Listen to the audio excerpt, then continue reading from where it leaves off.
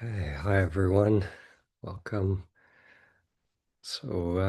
Yeah, this is once again an opportunity to check in on your practice, on your sadhana, just to engage with, anything that is coming up, um, to share insights, or if there are questions arising in the practice.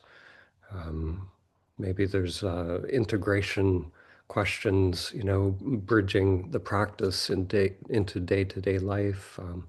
So, I'd love to just open it up to start out. If anyone wants to begin, you can just unmute, raise your hand, however you want to do it.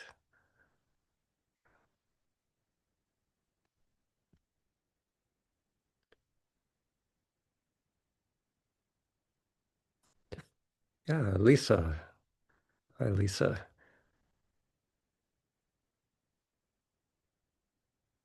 Can you, I'm gonna, Hi. oh, you're unmuted there. Hi. Yeah. Namaste, Dan. Namaste, everyone. Um, yeah, no, this has been a wonderful sadhana since November 2024.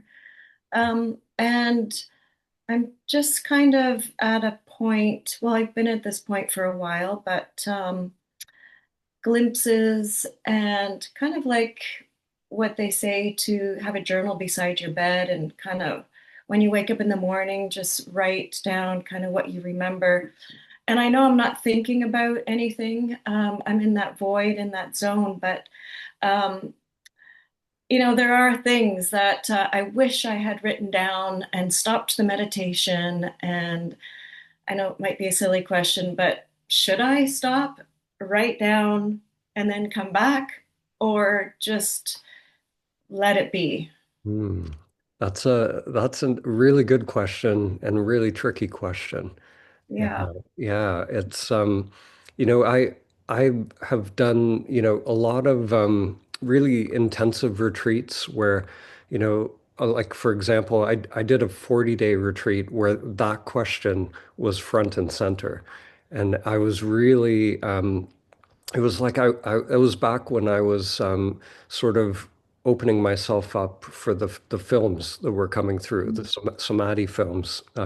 So all of this information was coming through and insights and so I was in a retreat, and it was just nonstop. It was just and I was capturing it, and at a certain point.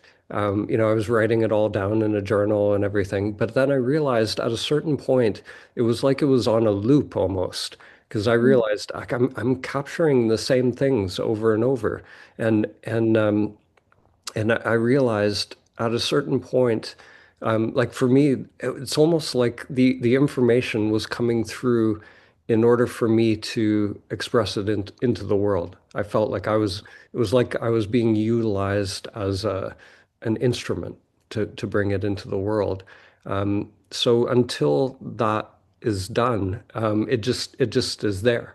It just Right. it's Oh, just yeah. it just Yes. keeps coming. And then, once those films are done, then, I thought, okay, like now I'm at peace. I can, I've done that job, but then something new starts to come through.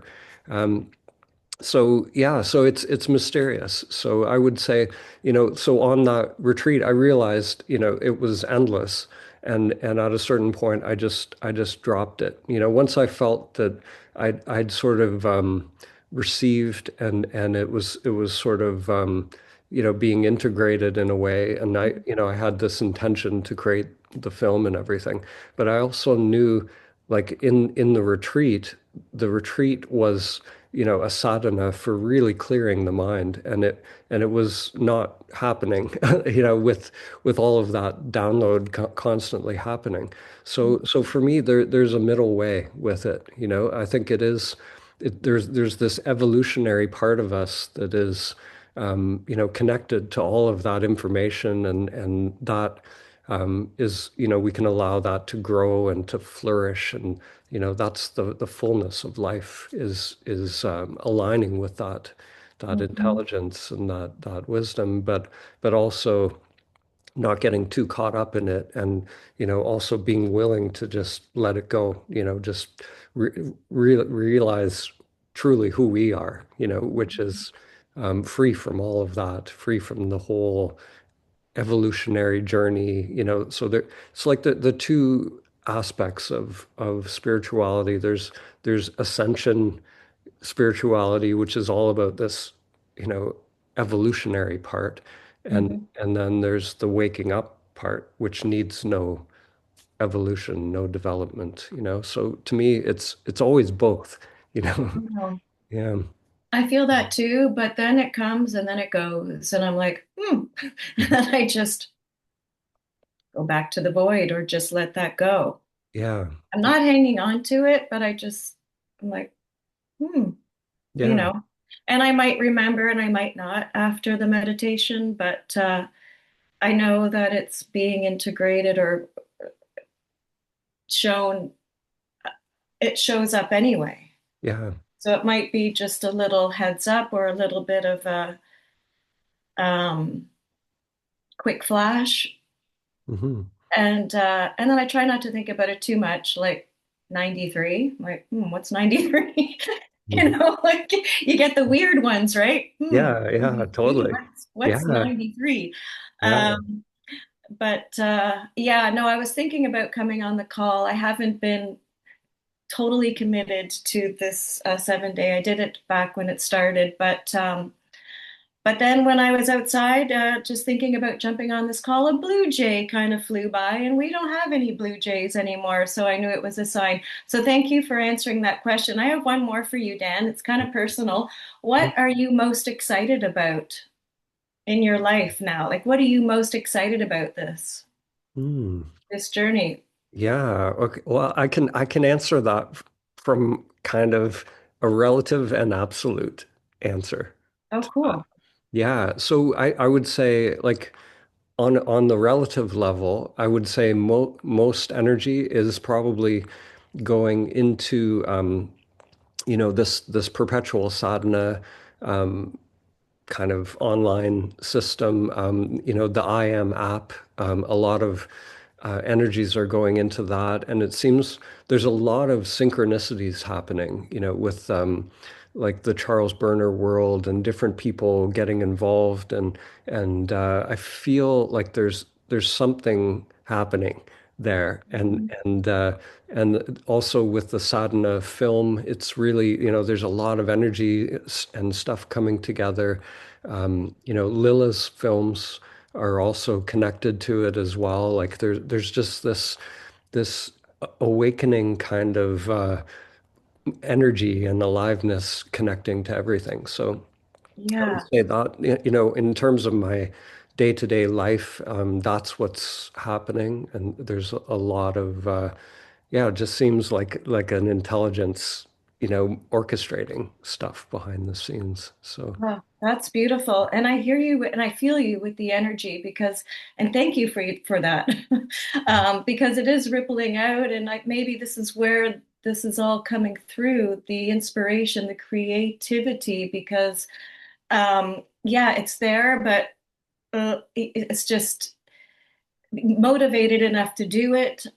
So yeah, thank you for sharing that. mhm, But I yeah. definitely feel the energy, and I'm sure everybody else is as well. And I'm sure there's creative ideas and or whatever you're up to. But I feel like this is a really powerful energy that we're creating and rippling out. So thank you so much. Mhm.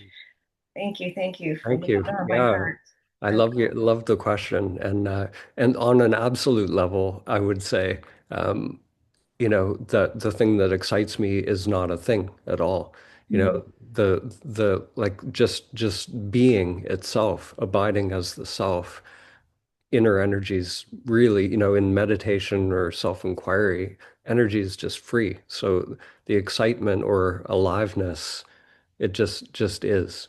as well. So, and that to me, that's the deepest bliss is that, whatever you call it, when that Yeah. energy is free of all doing, sat chit ananda, that inner aliveness, so that on an absolute level, it's not about anything in particular in the external world, but yet there are obviously things unfolding as well.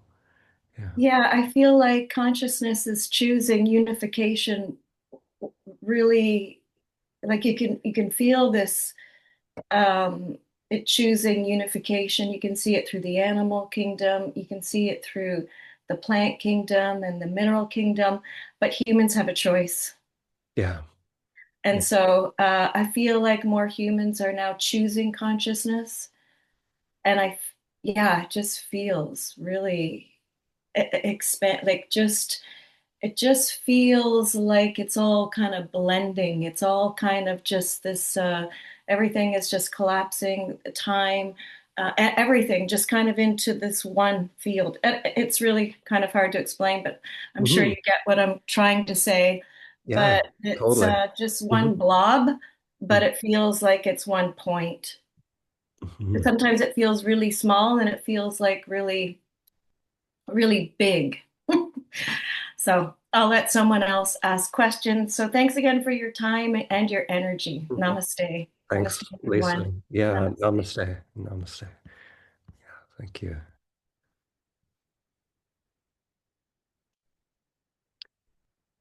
I'll go to Monique. Hi, Monique.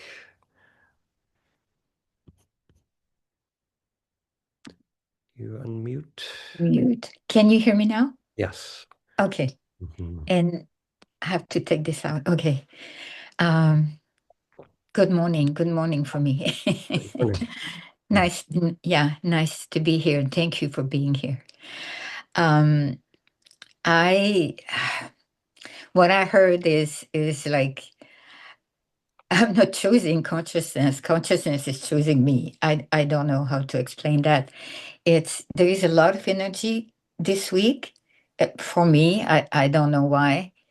And I was asking a question. I was asking when I watched your video, I was asking, how does he do that? How does he do all those, find the picture and the video, the music and the teaching in the same time? How does he do that? Because I don't have any brain, really. I'm not technical. In my brain is not technical. But lately, it's what happened is I've been cooking like crazy, and like somebody give me a pass or coupons, and I go to the market, the uh, the um, um, the farmers market, and I'm buying all those vegetables and I'm cooking like crazy. But I know exactly what to do with it. I know what to put, when to put it, it's just like it's not me doing it. I know how to do it. It Yeah. is so easy. And then I thought, oh, maybe that's maybe why how he does his video. It all comes. I even don't have to think or to ask a question. What should I put there or what do I need? Should I do that? It's just I just do it. It just comes. Mhm. But something else is happening also that I wanted to say. I won't take long. Um, When I do the dyad, like I've been doing it every day for a year, when I do the dyad, I come right here. It's like I'm right here. And and then I see I have always been right here. I cannot not be here. I don't know how to explain that, but this is always the feeling. But this week, the feeling is, and when I am right here, everything is right here. Like there is no time, but all the past and all the future, they're here. Everything is here. There's only here. But this week is, I am not here. I have never been here. So, am I losing my mind? Mm. Can So let's explore it in this moment. So Okay. so are you here in this moment? Yes, Yeah. I'm here because I'm talking, I'm acting, I'm in connection with something. Mhm. That's why I'm here. Yeah. If I'm not acting with somebody, like I am in my apartment, or I just listen to a teaching, or I just be still and I realize I'm not here. Mhm. I've never been here. Mhm. Like Mhm. I don't know what to, it's very subtle. Mhm. Like it's not a big deal, but Mhm. it's just a feeling that I've been having lately this week, but I've never had before. So that's why I'm just asking Mhm. you. It's interesting. So the feeling I get from hearing what you're saying, sometimes, for me or, different people, Lila, for example, we've had, these shifts in our practice where it really feels like, the life that has been lived, the pattern of the life, the character, the dream. It feels like it almost like a dream at night, like it never happened. It's almost like yeah, it's like the more awake we become, the more we realize like all of these experiences, all of life, it's like it's happening in this sort of dream realm. And when we arrive here, when we're really awake, it does, it's whether you call it Maya or a dream, or if you say, I feel like what you're saying, I've never been here. It's like, awareness has never really been the character. It's like we somehow we this is the incredible thing with Maya. It's somehow awareness, this sense of I becomes entangled with the character. But when we wake up, it's like, wait a minute, like I've always just been here. I've never been that character. I've never been, I've never been born. I've never suffered. I've never, any of that. Is that kind of the feeling or? Yeah, something is coming into my mind very strongly is like I am being lived. Mhm. I don't live. I am being lived. Like the body is being lived. I had nothing to do. It's all done for me. That's how I Mhm. feel like this morning. When I'm tired, like sometimes I cannot get up in the morning and I don't get up, but this week it's like something is waking me up every morning. I look at the time and I know it's time to get up. I don't have the clock, or it's just something is waking me up when I need to get up. But I don't always get up. I'm tired. I don't feel good. But lately, I look at the time. I don't have choice not to get up.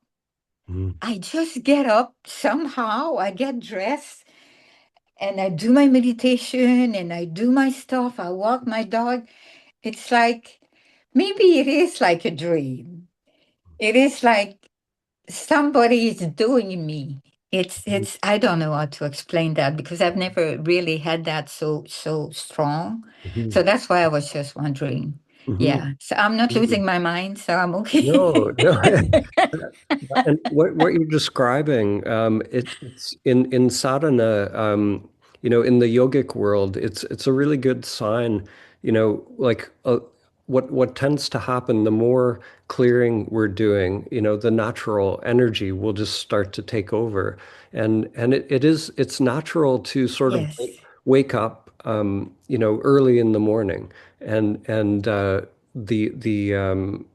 the body, the mind body will go and do the practice, do the sadhana, there's a naturalness to that, and the more clearing happens, the easier that gets. It just happens.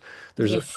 sense of just happeningness to it, and so it's almost like there's there's less and less a sense that I am choosing, you know, Yes. more like I'm just, it's like, okay, there goes the body. Yep, the body, you know, even in deep sleep, sometimes we can, it's like there's somehow this deep primordial awareness that, you know, it's like the alarm goes off and somehow, you know, what we are in that deep sleep, it's always been there, you know, and we start to sense that, or not, it's not even the right word, sense, but it's like somehow this continuity starts to be there, and there's this less and less of a sense that I'm choosing Yes. anything. Yeah. So all that choosing, you know, the body mind is still doing its thing. It's still you know, it has its stuff that it does and drinks its favorite tea and whatever it is, but there's less, you know, it's like when Krishnamurti said, you know, awareness is choiceless. He would always talk about choiceless awareness. So That's right. the more we're abiding, you know, as the self, it's like the whole realm of choosing and the whole realm of dreaming and phenomena is it's just all happening. But the sense of I is less and less entangled with that. Yeah. It's like there is no doer or there is less doer. It's like I'm not doing it, but something is doing it. So but Yeah. it feels very good. It's very comfortable. I'm not Yeah. complaining. Yeah. No, that's I just beautiful. wanted to know.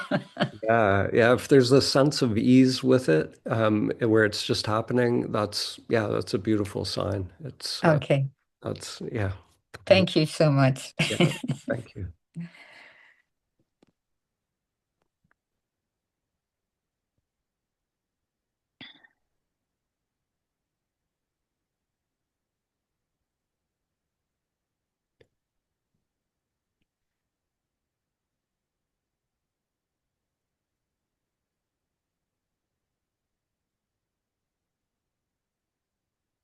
So anyone else want to connect? Oh, Lisa. Yeah, again. Yep. Hi there. Yes. Yeah, no, I can relate, Monique, what you're saying, especially this week.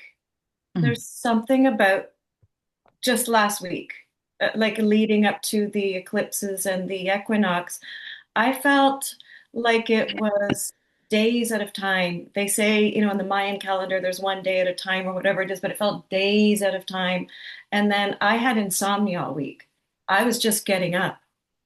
So was that Lisa? I don't know. I had to just, it was just automatic. It was just getting up. I was wide awake, like all week. I've had insomnia or just something that is, I'm not exhausted, right? Like I'm just not exhausted at all. Some people will say, well, because I show up and I teach yoga every day, and well, how do you do it, Lisa? I just have this energy, like, dance. It's just this energy Mhm. or this, nothing urgent. It's just getting up, just getting up and starting the day, whether it's 3:30 in the morning, 4:30. But yeah, this week felt extremely intense in a good way. So I just wanted to say that no, you're not going crazy. Thank So you. it's so interesting that we're Thank you. going through this, like exactly. It's just so interesting. Mm. Mhm. That's So thank amazing. you for sharing because I Thank just you. wanted to let you know you're not alone. Mhm. What you hit on is something I think really important. You know, I think like that. I think when we're really doing deep sadhana, you know, there can be almost the sense sometimes that like of being awake all night.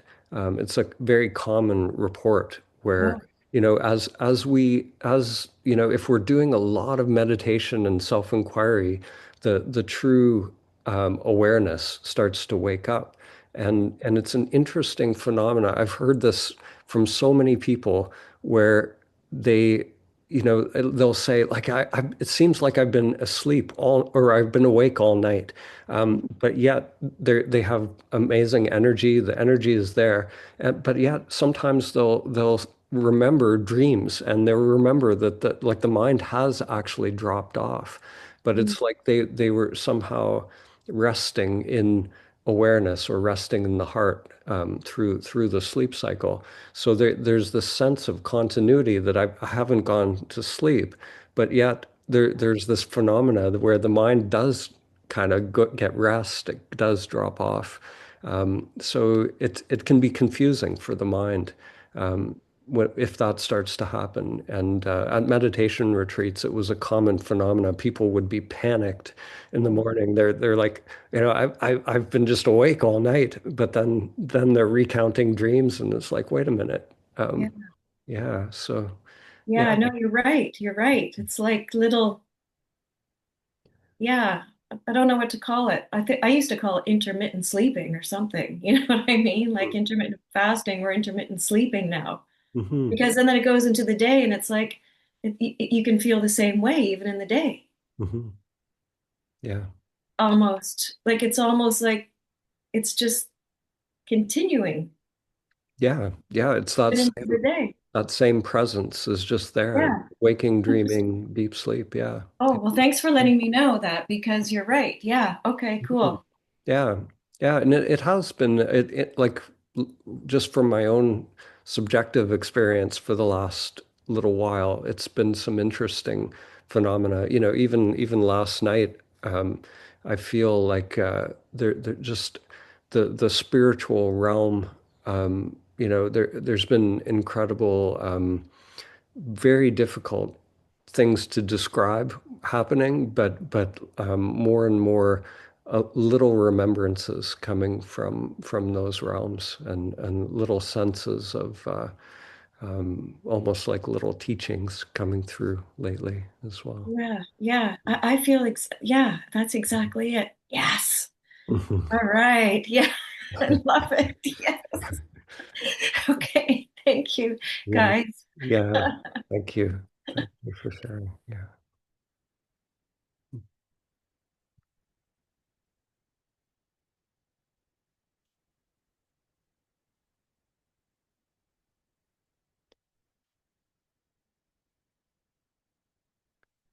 Anyone else?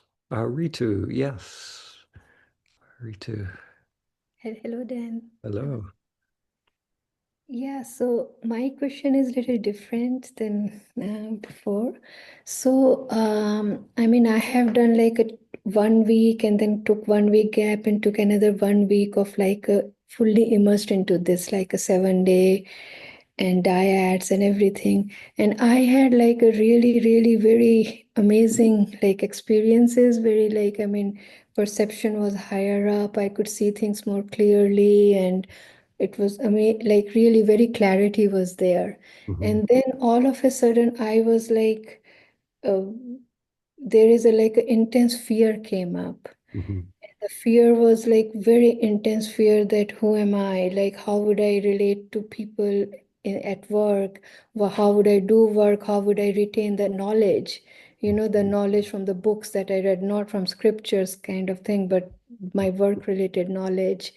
And then like there was a little bit of like, who am I? Like, would I able to be kind to people, empathize with people, and those kind of lot of doubts and everything came up. And then it was like so much fear that that like I got very scared. I mhm, got very, very scared. And then what is helping me now is that daily meditation, like morning and evening, that is really helping me. But I'm scared to go back to dyads. I don't know. Like, so I mhm. just wanted to check in with you on like what is this fear? I mean, I know like who is aware of this fear, but Yeah. this fear is Yeah. very feels very real and intense. So I just wanted to check in with you. Yeah, thank you. Yeah, the way you articulated that is very clear. So yeah, thank you for that. Um, yeah, so that fear, like first of all, it's normal, you know, when quite often, doing a 7 day retreat, there will be a beautiful clarity that comes, and then that space of presence really allows whatever is some of the strongest patterns the unconscious will start to come to the surface then. So yeah, so it's that's normal. The fear, is showing you where that I thought is still alive, and you'll see it. You'll get to see it in different aspects of life, and so those are the vasanas. The vasanas are the situations that will bring up that fear. So maybe it's the dyads themselves that are bringing up that fear, and yeah, and so like you mentioned, the worry of not remembering like the book knowledge or the Yes, the yes, thinking knowledge and that. So yeah, and that's a common thing. Like it's an interesting thing. Like when we're in the dyads, when we're not in that mind, we're not in the memory. Like all of that book knowledge, it's all memory, which yes, is connected to perception of things, objects, all of that. There are these five skandhas running. So what we're learning to do in the dyads is we unhook from that, and we're just here, and we can start to spontaneously share with the partner. So we don't have to be thinking, we don't have to be yes, coming up with an answer. And the beauty is we can do that in day-to-day life as well. So instead of holding all this knowledge, in the mind, all the memory, there's we can still have that, like you never lose that, like not really, like it's like you can't, because it's wiring. It's like it's just there when you need it, kind of. So it'll come up when it's needed. So it's like with language, like you can't just unlearn a language. So anything that's there in the memory, you don't have to worry about it.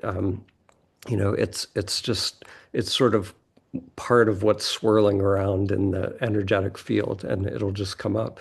But the difference is, you know, in day-to-day life, we can start to operate in the same way that we're operating in the dyads, where it's like stuff just comes up. It's like we don't know where it's coming from. You can have like that don't know mind. We can just be in that kind of relaxed energy and allowing whatever needs to come up to come up. So there's not this holding on to knowledge anymore. It's like there's almost like a trust starts to come where it's like I'll just know what I need to know when I need to know it, um, and it just mysteriously comes through, and we don't need to um, figure it out. So that worry, that fear is just that's the old pattern, of it's operating through those memory structures. There's just a tendency for interaction and for information to flow through those old structures. But when we move through that fear, we just we recognize that fear is the conditioned self. yeah, That's yeah, all it is. So yeah, so as we just relax and allow, start to trust that yeah, whatever's going to come through is going to be perfect. So that, it can be the testing ground for, to me, the dyads are the perfect bridge into day-to-day life, because yeah, everything can become a way, almost like a mirror for us to see when we're in that little self, and yeah, when things are just flowing, and there's a sense of ease and a sense of not knowing in that little self. But the little self can eventually get to a point where it's okay with that. It realizes it can just sort of trust, and it's like, okay, I can be in the back seat and not the driver's seat. yeah. And again, thank you so much for saying this, and thank you for saying that sometimes when after so much clarity, your strongest pattern shows up. And looking back, I think that was happening. My like the strongest pattern of like like self-judgment was like really so apparent and like clear that, oh my God, I am this awful, mean, not unkind person. Who am I? And all that. It was like showing up so strongly that I was like, oh my God, who am I? And no, I have to go back to read the compassion practice. I have to read that, I'm kind person, I'm this. So Yeah. it was like I wanted to hold on to the other side of the self, the strong pattern that was showing up. Yeah. So yeah, and I was like, yes, I found Dyad so helpful. And at the same time, there was resistance there that, oh my God, what if I lose myself? There was this fear that, oh my God, then what would happen to me? Or like that little me. Hmm. Like if Hmm. I lose myself, who am I then? Oh, I mean, I don't have any role, I don't have any doer. Yeah. What would I do? Yeah, yeah, and that's it. And that fear, I think the more times we kind of go through that Mm, process, that little self will start to realize that mm, it's okay, that it yeah, isn't annihilated. It's sort of there's just sort of an opening and an allowing, and this to go into this place of not knowing. At first, it is scary. It feels like what's going to happen? I have no control. Or yes, yes, anything could happen. Um, but the more that we attune to that space, that little self can, it just gets acclimatized to it. So, it's the way I look at it. It's kind of like, if people have never jumped into cold water before, the first time you do it, it's like you're like it's yes, terrifying, yeah, but then it's like you get acclimatized to it, and then eventually you can just sort of ease right in, and it's mm, just like a wave that goes through, and it's kind of the same, with the letting go or the unhooking from memory and the five skandhas. The little self will be like there might yeah. be a little shudder. Holding on to the life, yes. Yeah, yeah, but eventually that letting go gets easier and easier, and it's like the wave of that will get smaller and smaller, and that fear will get smaller and smaller over time, as that sense of trust Yeah, builds, and yes, um, yeah.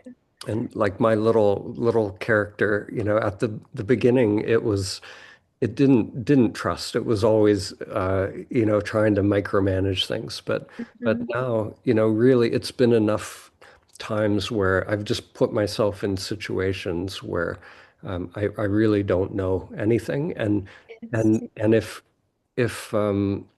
yeah, I just allow that. Mm, My little self knows it's more amazing than if I was the little self was mhm. trying to control it. So there is this sense of trust that really builds, and you know, Yeah, and I think thank you so much. Thank you so much for saying that, because like I think what I realized is that like the compassion, love, I mean, I don't have to, mind does not have to figure it out. Like we are love, we are compassionate. Like if you're truly there, then it just flows from there.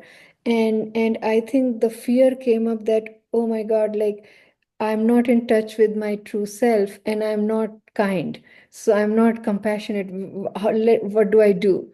So I think there was a little bit of it's like what I learned over time is that the practices are coming from mind, not from staying with who you are.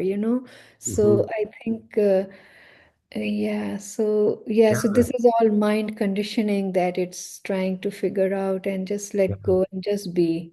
yeah. Yeah, Yeah, yeah. and it's interesting, like when you say, the mind was saying, like, I'm not compassionate or I'm not this or that. I've heard this many times when people go back to their life Mm, after a retreat.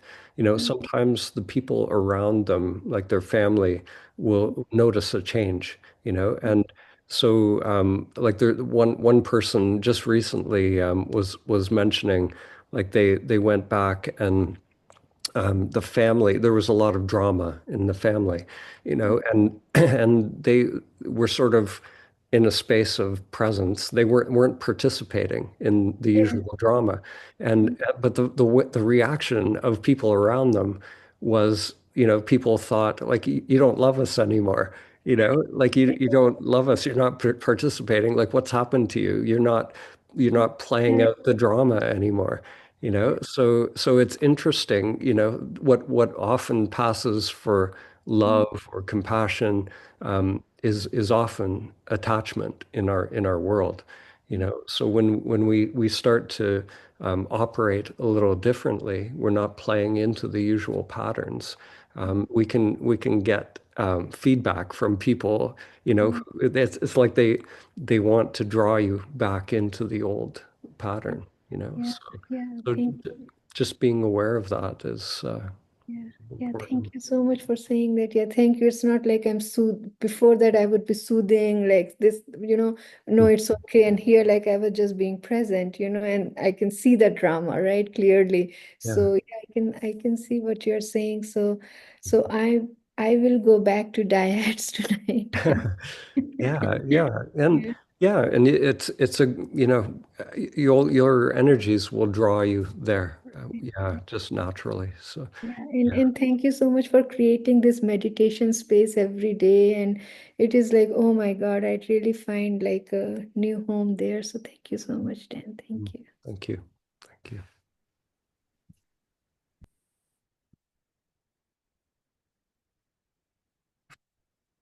I'll go to Guy. Hi, Guy.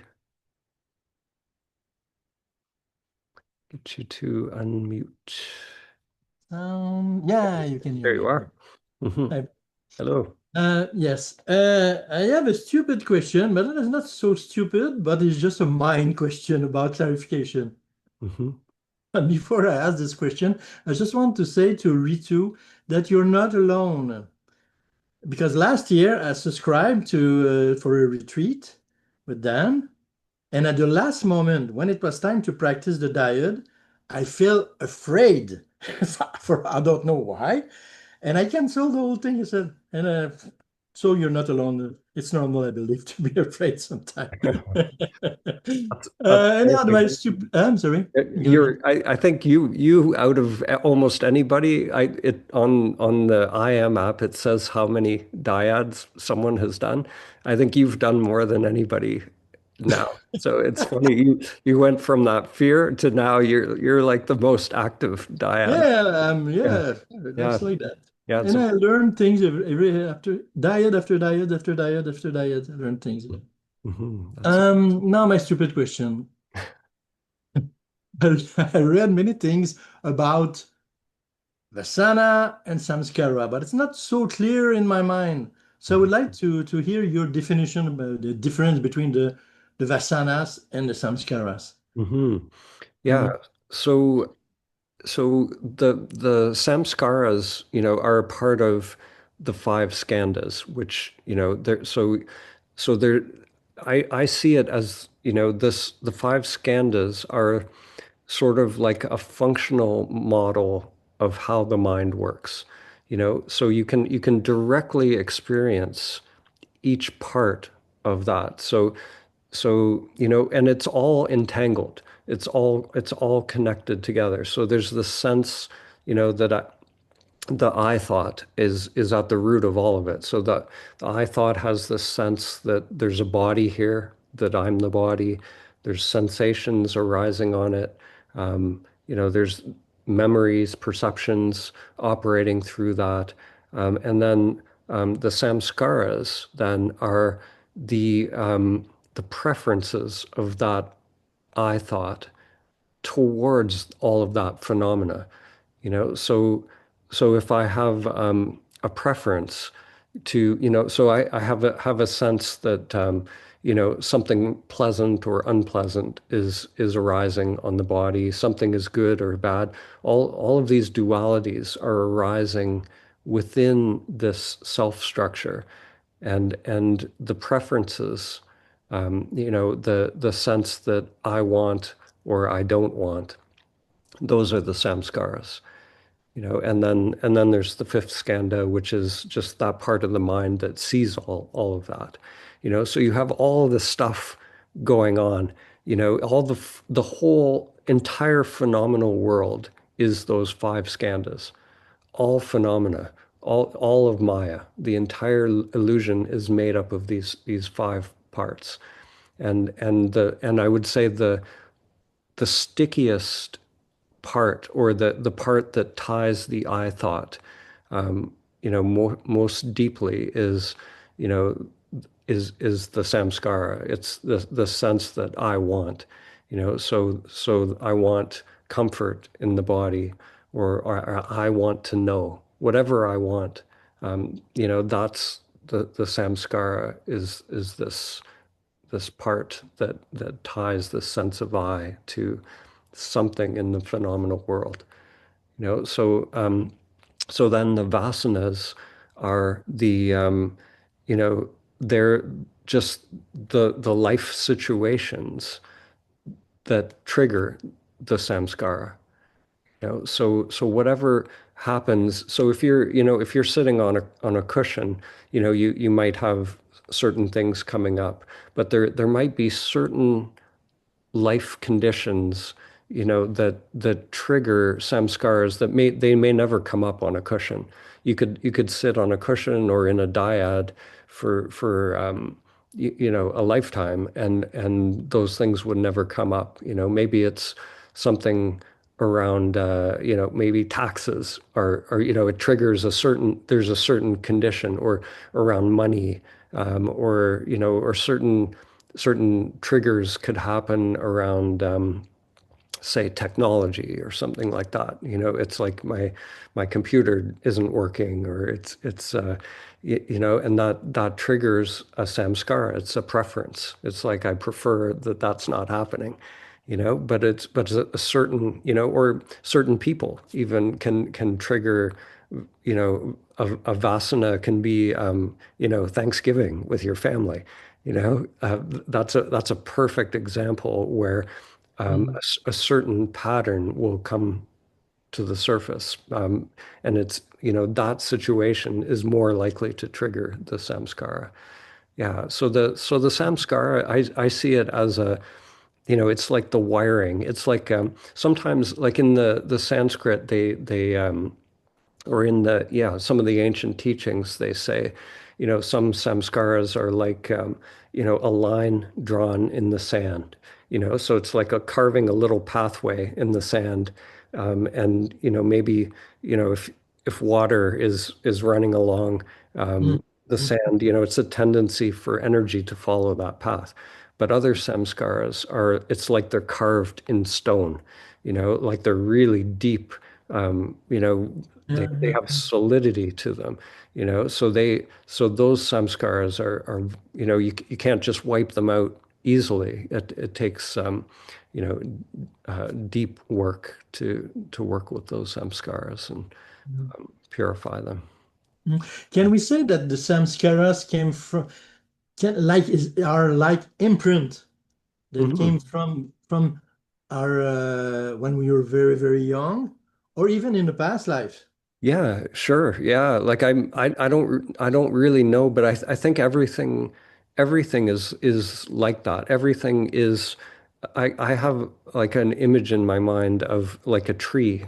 It's like a tree of energy, or branching patterns, because our minds are like that. The human mind is just made of all these neurons, and the nadis through the mind body. It's like a tree. And even, in deep space research, they've found that the structure of space itself is like that. It's like a giant mind. The architecture of dark matter in space, actually looks like a mind with neurons and neural pathways. So I think, from the microcosm to the macrocosm, there's this sort of, wired, mind mechanism that is all of it. It's just all it is the tendency for energy to repeat. It's just, that somehow this whole mind is, these branching patterns get created, and then there's this tendency to repeat. and then at a certain point, this sense of I becomes attached to that, you know. Mhm. Yeah. Mhm. Hmm. Mhm. Yeah. I have to be honest, it's not clear at all for me. It's not like, well, and we don't have to understand it. Yeah. Like to me with the all of these five skandhas, Mhm. it's like we want to see the operation of them, like just make it conscious. We don't really have to understand anything about, why they're there, how they really work. It doesn't really matter. I have no idea really, but Mhm. I see that there's this operation happening. So if we make it conscious, it's only if they're operating in the shadows and unconsciously that this sense of I is entangled with it.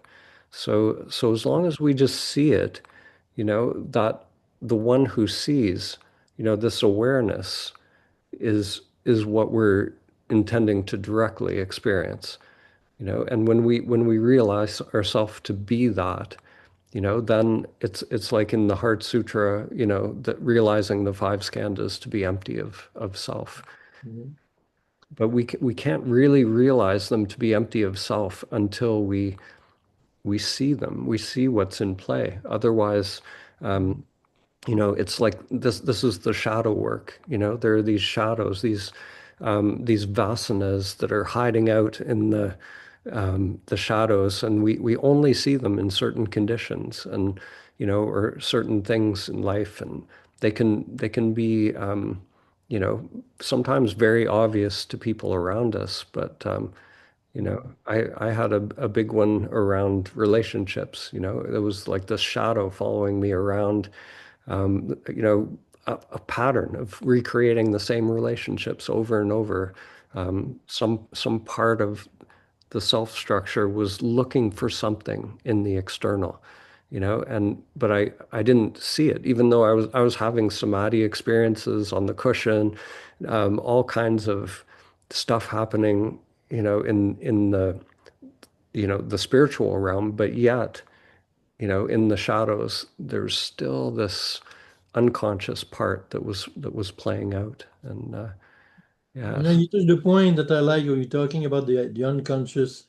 What I think, maybe I'm wrong, that there could be some shadows, you can call it shadows, or very deep, deep um, things inside, like a big despair, a long sadness with no reason at all. Hmm.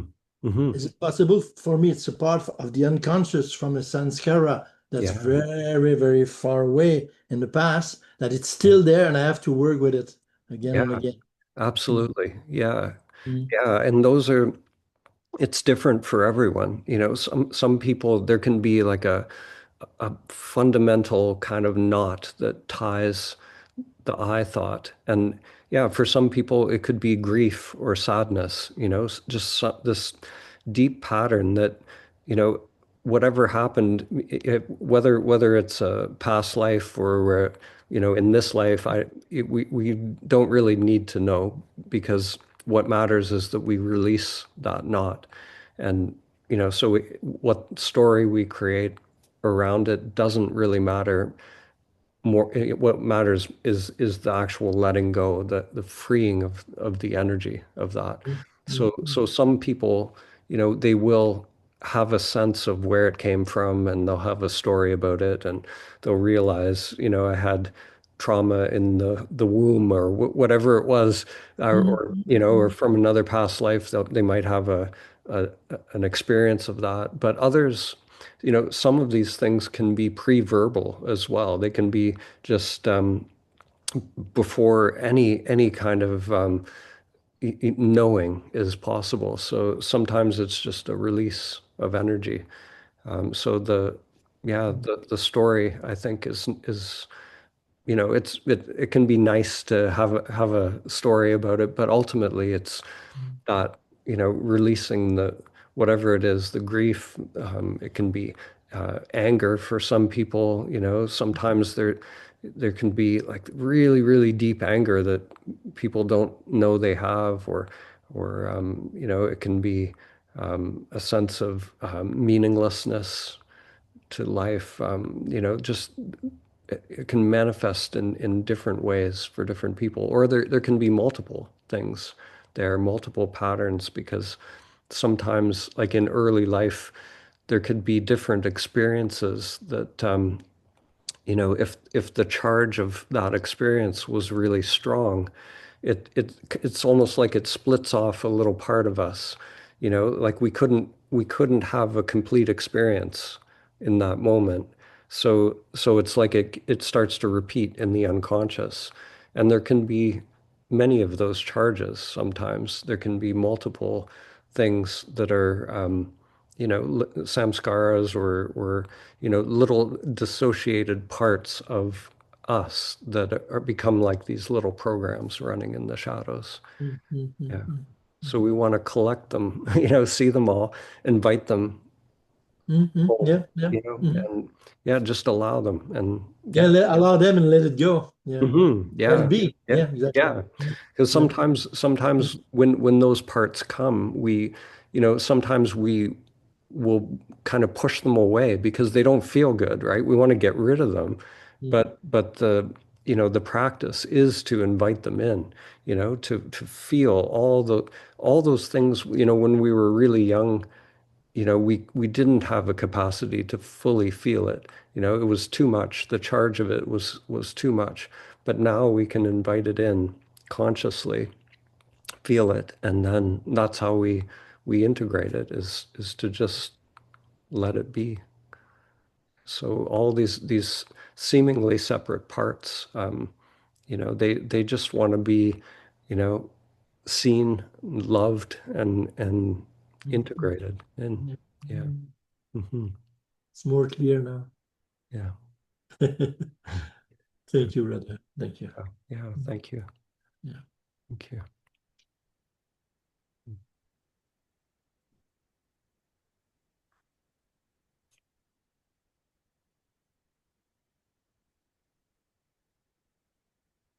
Hi, Colleen. Hi, Colleen. Get you to unmute. Do you hear me? Hmm. Yes. Oh, you're muted again.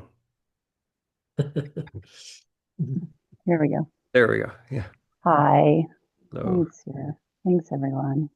Um, I had two questions. I mean, I'll tag off of that. There's this part that of me that just could just live in silence now. Like not really, I have this, I notice the part of me that wants to um, take care of and go out there, and the character of Colleen feels fake now. I don't know if that makes sense, but it's yeah. almost like she's dying. Like there's a sense of who I am is in between. Now I go out there and it feels like I'm playing in a world where everybody thinks they're separate. And I'm okay with I think separation is beautiful too. Like I'm not having a preference, but there's Right. this sorrow that comes when I feel this I could cry now, like Hmm. how separate it gets. And then I don't know how to stay, like, I don't know, it's like this confusion around. Yeah. I feel the sorrow about the separation. Hmm. And then I know I'm becoming separate just because I'm playing in it's almost like I'm to belong, I become part of the separate experience, our politics here and division.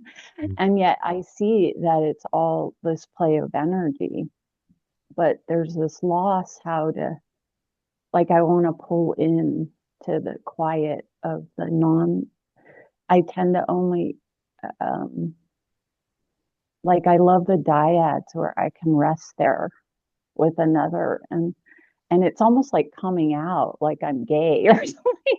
Like, oh, there's no separation. And then I go in and I have friends that need help and their husband did this and then they're And I somehow aren't, I feel like I'm back in, and I feel like I keep dying, like going back and forth, and it's, Yeah.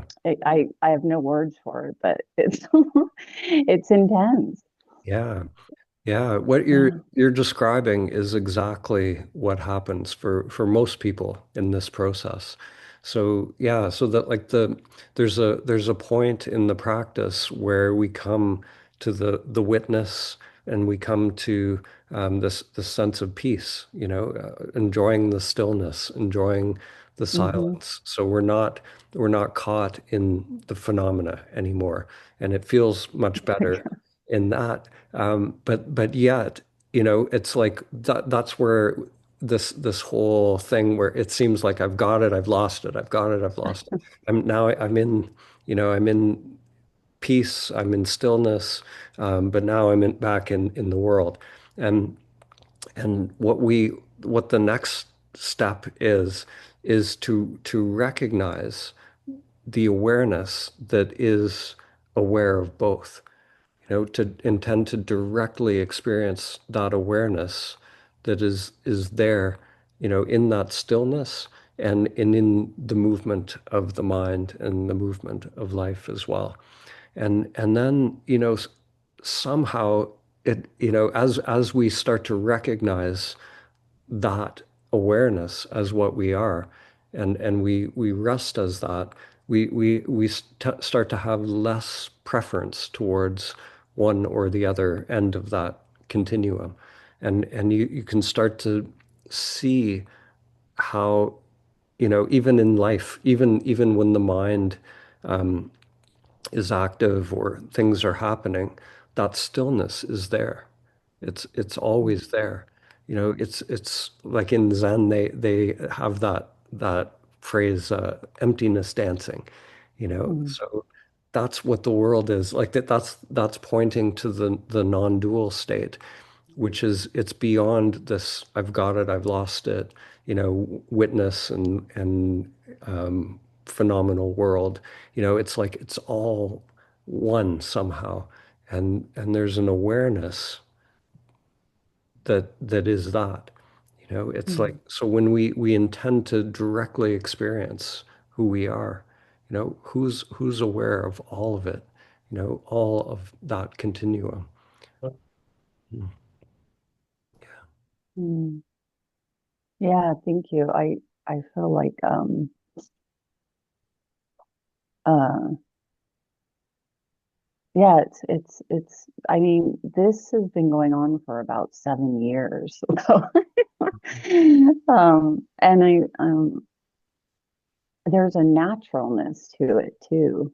I don't know if I'm seeing Guy, but uh I think yeah, it's just this quiet pull away that keeps pulling me. Like I would rather live in the forest, and take a break from it. But at the same time, I feel the part of me that tries to, there's a strong caretaking thing that takes over, and I watch it, and I feel like this week I'm just watching it versus I'm getting used to it where it doesn't also drag me down, where I think, because I begin to go, there's nothing to to to fix or care for.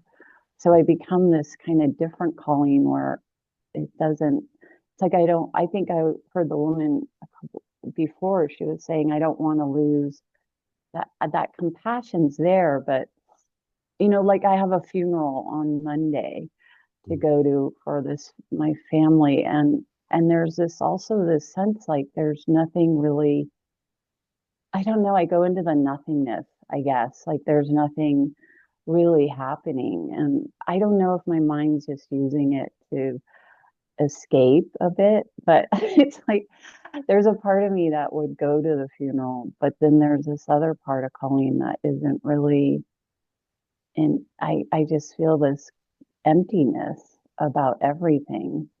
And it's not that it's bad or it's just this, I move into emptiness really strong. Yeah. Yeah, not draw like I in on my own path. There was a long period of time where I was really drawn to emptiness and drawn to stillness. The more still, the better. Like I was like Yeah. literally building a darkness retreat on my property and getting a flotation tank. Like the more still, the more I could just be in that exquisite stillness, Yeah.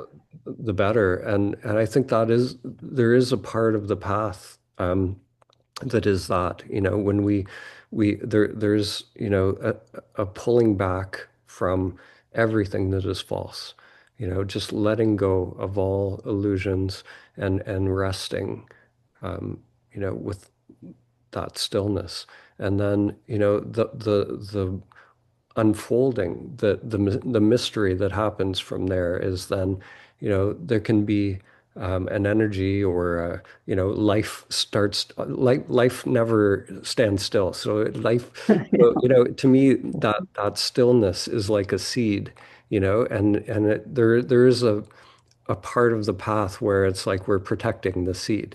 We're just Hmm. just holding it, letting it germinate, and then we don't know what's going to grow from that seed. Anything, energies can wake up, and there can be,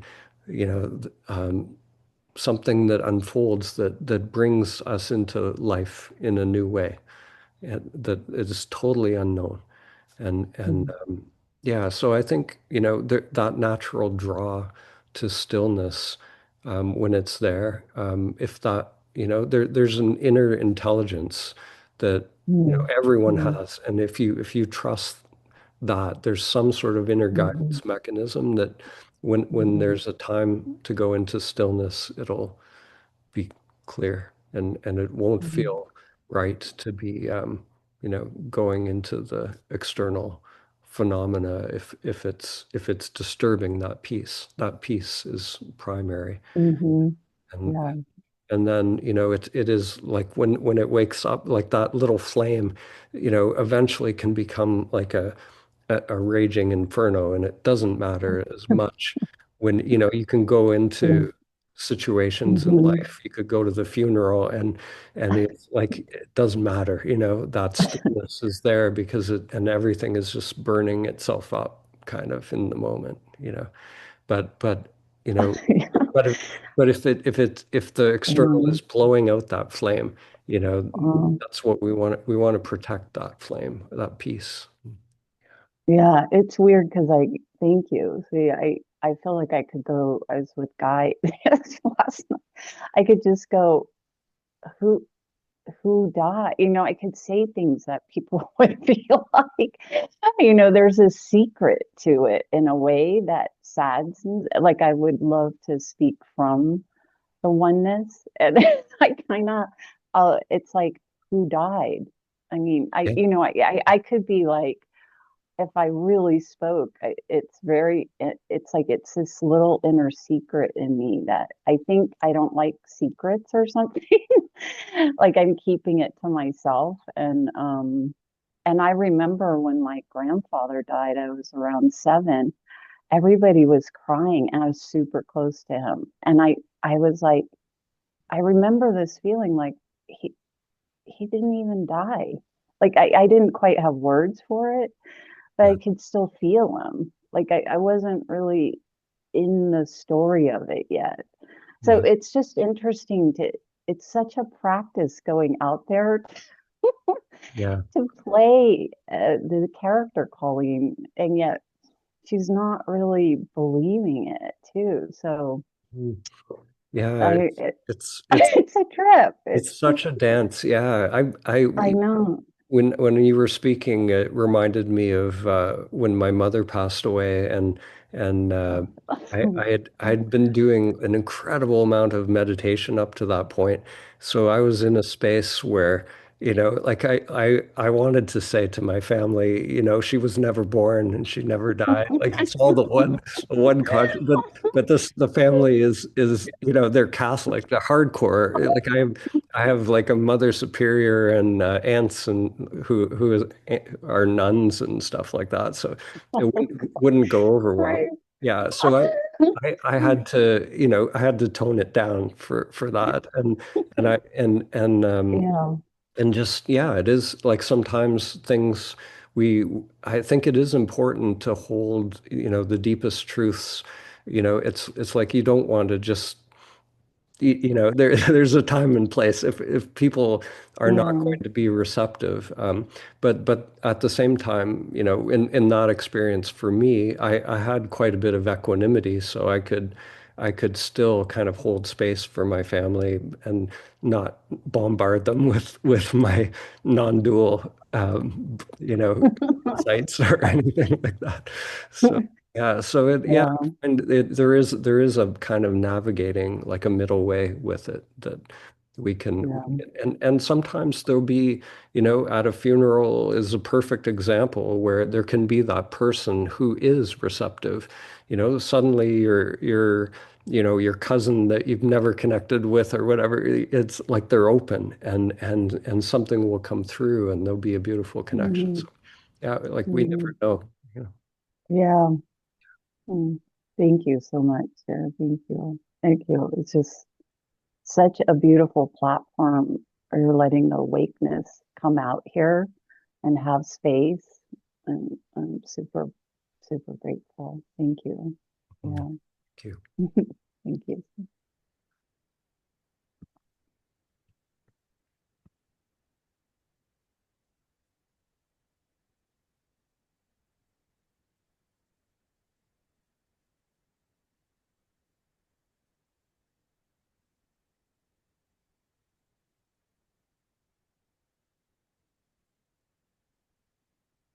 Oh, is there anyone else wants to share or anything coming up?